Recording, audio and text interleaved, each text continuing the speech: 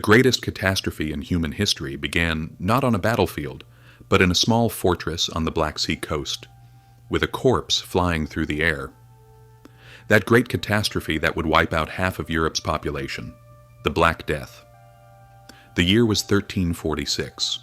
The invincible Mongol Golden Horde army had besieged Kaffa, the Black Sea trading center for Italian merchants.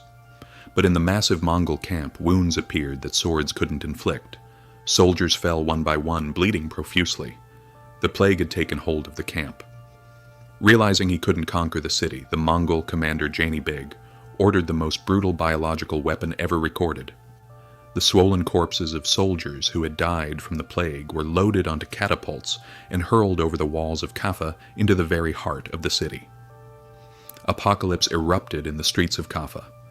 The stench of decaying corpses and disease instantly engulfed the city. Panicked Genoese merchants hastily boarded their ships and sailed back to Europe to survive. They thought they were safe.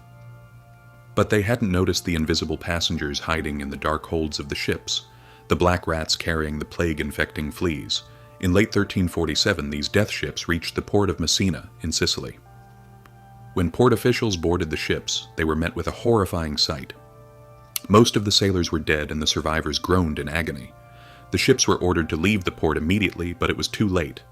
The rats had already come ashore.